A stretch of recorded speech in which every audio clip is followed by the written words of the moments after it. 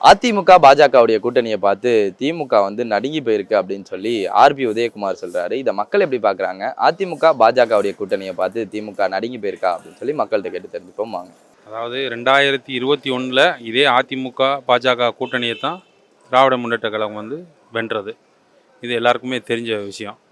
அதே மாதிரி 2024 40 சட்டமன்ற தொகுதியும் வின் பண்ணியிருக்காங்க. 2019 நம்ம வந்து நாடாளுமன்ற தேர்தலில் வந்து திமுக கூட்டணி வந்து வெற்றி பெற்று இதே பாஜகவுடைய எதிர்த்து தான் வந்து வென்றாங்க.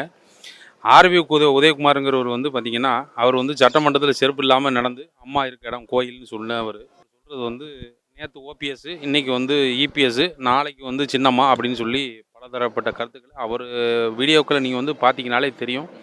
இந்த மாதிரி பலதரப்பட்ட கருத்துக்களை வந்து அவர் தெரிவிச்சிருக்காரு. அதனால் அவருடைய விஷயத்தெல்லாம் வந்து பெருசாக எடுத்துக்க வேண்டிய அவசியம் இல்லை. நடுக்குது, ரொம்ப தூரம் இல்லையா, மார்ச்ல தேர்தல் வருது இல்லை, யார் நடுக்குறாங்க யார் இது பண்ணுறாங்கன்னு ஆர்பி உதயகுமார் அப்போ தெரியும். என்ன ஆக போகுதுன்னு பாருங்க. நீங்களே அவங்களே ஒருத்தர் அடிச்சுக்கிட்டு எடப்பாடிலாம் எங்கே போவார்னு பாருங்க. நீங்கள் தேர்தல் முடியட்டும். தேர்தல் முடிஞ்சதுக்கப்புறம் ஆர்பி உதயகுமார் ஒரு பக்கம், இவர் எடப்பாடி ஒரு பக்கம், அவங்களுக்குள்ளே என்ன ஆகுதுன்னு பாருங்க. நீங்கள் அதெல்லாம் ஒரு காலமும் பயப்படலை.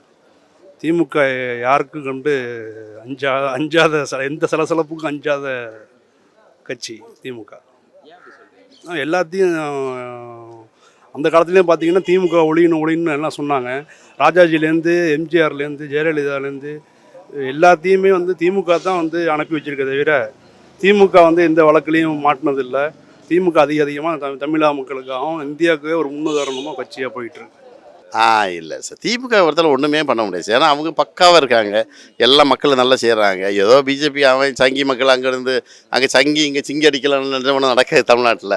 ஆமாம், அதனால் அதெல்லாம் வேஸ்ட்டு. சும்மாவெல்லாம் சொல்லுவாங்கன்னா டிஎம்கே வந்து யாருமே ஒன்றும் பண்ண முடியாது. மக்கள் ஸ்ட்ராங்காக இருக்காங்க, அவ்வளோதான். அதனால் எந்த ஒரு கூட்டமும் ஒன்றுமே பண்ண முடியாது சார். அதனால் அவன் சும்மா சொல்லிட்டு பாய் இருக்குன்னு சொல்லி ஏதோ சொல்லுவாப்புல, ஆனால் அது மேட்ருக்கு ஆகாது. மக்கள் மத்தியில் ஸ்ட்ராங் ஆகிட்டு டிஎம்கே பொறுத்த மட்டும். அங்கே வந்து டிஎம்கே காங்கிரஸ் வந்தாங்க சார். நம்ம தமிழ்நாட்டில் எல்லாம் எந்த ஒரு இது கிடையாது இல்லை, பக்கா பண்ணிட்டு இருக்காப்புல. அதனால அவரே திமுக துண்டு போடுறாரு, பிளாக்ல டிக்கெட் கிடைக்குமான்னு கேட்டுட்டு இருக்காரு. தெரியுமா உங்களுக்கு? அது தெரியுமா ரகசியம் உங்களுக்கு?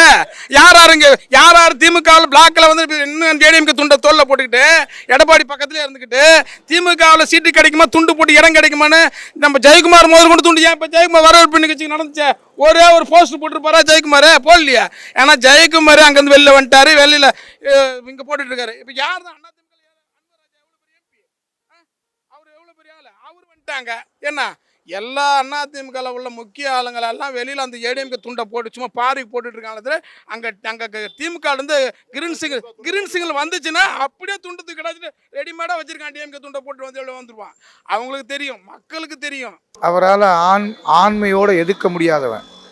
நாங்கள் பிஜேபி, எங்கள் தலைவர் சுயமரியாதை ஸ்டாலின் சுயமரியாதையோடு எதிர்க்கிறார்.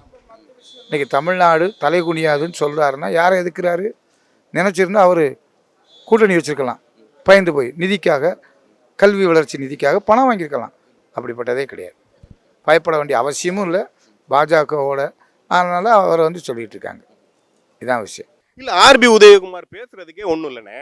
ஏன்னா உதயகுமார் அண்ணே, நான் என்ன சொல்கிறேன், ஆர்பி உதயகுமார் அண்ணே வந்து முதல்ல எங்கள் திராவிட இயக்க தமிழர் பேரவை சுபவி ஐயா கிட்ட வந்து முதல்ல வந்து எங்ககிட்ட பயிற்சி அரசியல் பயிலரங்க வந்து கற்றுக்கிட்டு அதுக்கப்புறம் அரசியல் பேசிட்டோம். ஏன்னா திமுகவோட அரசியலுக்கு போட்டி போடுறதுக்குன்னு ஒரு தகுதி வேணும் இன்னைக்கு. அண்ணே இது அறிவு திருவிழான்னு சொல்லி பசங்கள்லாம் படிக்க வர்றதுக்கு உள்ள கூப்பிடுறாங்கண்ணே. எந்த இயக்கம்னே செஞ்சுக்கிட்டு இருக்கு? அதாவது பொறுப்பு, அதாவது அரசியல் ஆளுங்கட்சியா இல்லாமல் நம்ம என்னன்னாலும் பேசலாம் வைக்கலாம். இன்னைக்கு ஆளுங்கட்சியா இருந்து ஒரு சென்ட்ரல் கவர்மெண்ட்ல ஆளுங்கட்சியா இருக்கிற ஒருத்தங்களை நீ என்னன்னாலும் வந்து பாரு, நான் இருக்கேன்டா தமிழ்நாட்டுக்குன்னு சொல்ற ஒரு தலைவரும் இளந்தலைவரும் இன்னைக்கு தமிழ்நாட்டில் இருக்காங்க. அறிவு திருவிழான்னு சொல்லி நடத்துறாங்க. ஒரு மண்டலத்துக்கு 1.5 லட்சம் இளைஞர்களை திரட்டி ஒவ்வொருத்தருக்கும், அதாவது 1.5 லட்சம் இளைஞர்கள்ங்கிறது அவங்க, அதாவது திமுகவுடைய பொறுப்பாளர்கள் ஒவ்வொருத்தருக்கும் இண்டிவிஜுவலா ஐடி கார்டு. ஏதாவது ஒரு சின்ன ஒரு சில்மிஷன் நடந்துச்சான்னு பாருங்களேன், அது ரொம்ப முக்கியம். வெறும் 20,000 பேரை கூட்டிட்டு உன்னால ஒண்ணுமே பண்ண முடியல, நீ ஏதோ ஒரு ரூபத்துல உள்ள வரணும்னு நினைக்கிறேன். நான் என்ன கேட்கிறேன், உனக்கு யார் கொள்கை தலைவர்?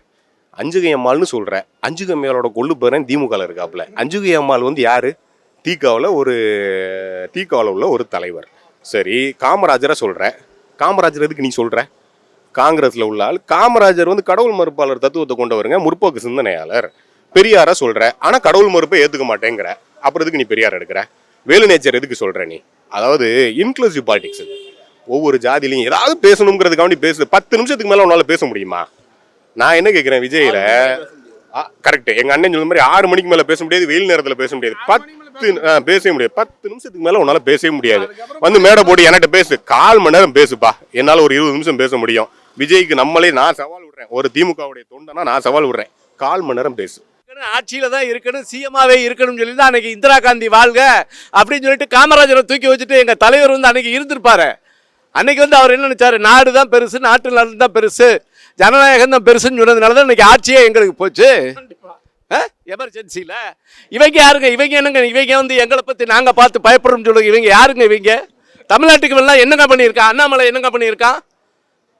ஃபைல் நான் 1000 ஃபைல் வச்சிருக்கிறேன், 100 ஃபைல் வச்சிருக்கேன், நான் போட போறேன் அப்படின்னு சொன்னானே. எந்த ஃபைலை போட்டு என்னத்தை ஜாதி சாப்பிடலாம்?